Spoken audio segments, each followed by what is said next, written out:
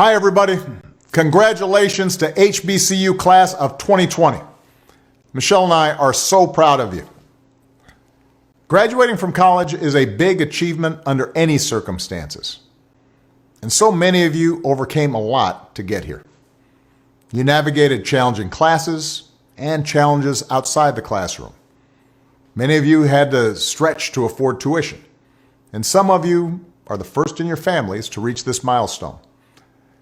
So even if half this semester was spent at Zoom University, you've earned this moment. You should be very proud. Everybody who supported you along the way is proud of you. Parents, grandparents, professors, mentors, aunties, uncles, brothers, sisters, cousins, second cousins, cousins who you aren't even sure are cousins. Show them some gratitude today.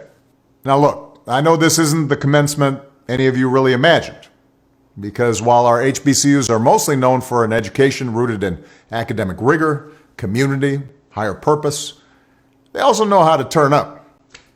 Nobody shines quite like a senior on the yard in springtime.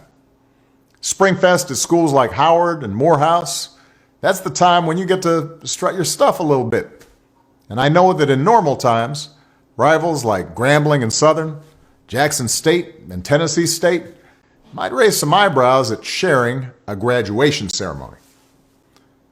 But these aren't normal times. You're being asked to find your way in a world in the middle of a devastating pandemic and a terrible recession. The timing is not ideal. And let's be honest, a disease like this just spotlights the underlying inequalities and extra burdens that Black communities have historically had to deal with in this country. We see it in the disproportionate impact of COVID-19 on our communities, just as we see it when a Black man goes for a jog and some folks feel like they can stop and question and shoot him if he doesn't submit to their questioning. Injustice like this isn't new. What is new is that so much of your generation has woken up to the fact that the status quo needs fixing, that the old ways of doing things don't work, and that it doesn't matter how much money you make if everyone around you is hungry and sick, that our society and our democracy only works when we think not just about ourselves, but about each other. More than anything, this pandemic has finally torn back the curtain on the idea that so many of the folks in charge know what they're doing. A lot of them aren't even pretending to be in charge. If the world's going to get better, it's going to be up to you. With everything suddenly feeling like it's up for grabs, this is your time to seize the initiative. Nobody can tell you anymore that you should be waiting your turn. Nobody can tell you anymore, this is how it's always been done. More than ever, this is your moment, your generation's world to shape. In taking on this responsibility, I hope you are bold. I hope you have a vision that isn't clouded by cynicism or fear. As young African Americans, you've been exposed earlier than some to the world as it is, but as young HBCU grads, your education has also shown you the world as it ought to be.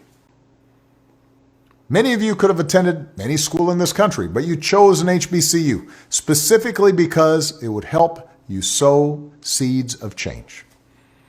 You chose to follow in the fearless footsteps of people who shook the system to its core. Civil rights icons like Thurgood Marshall and Dr. King. Storytellers like Toni Morrison and Spike Lee. You chose to study medicine at Meharry and engineering at NC-A&T because you want to lead and serve. And I'm here to tell you, you made a great choice.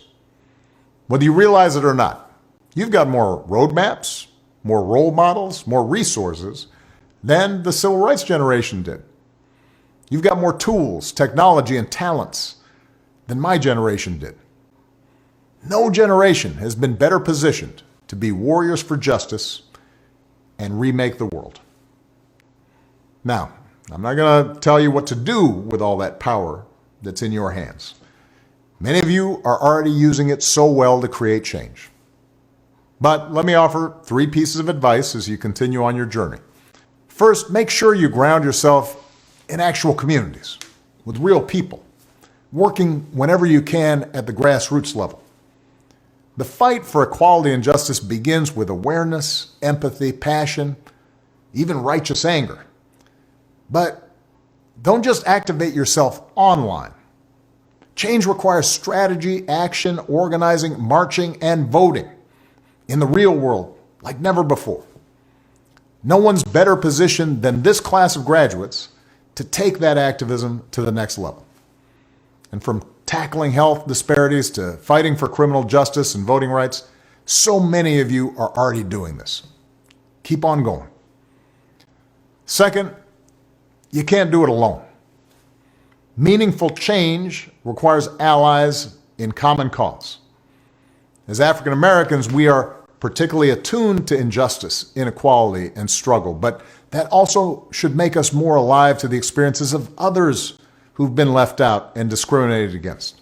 So rather than just say, what's in it for me, or what's in it for my community, and to heck with everyone else, stand up for and join up with everyone who's struggling, whether it's immigrants, refugees, the rural poor, the LGBT community, low-income workers of every background, women who so often are subject to their own discrimination and burdens and not getting equal pay for equal work.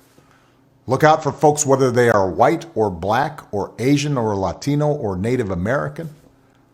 As Fannie Lou Hamer once said, nobody's free until everybody's free.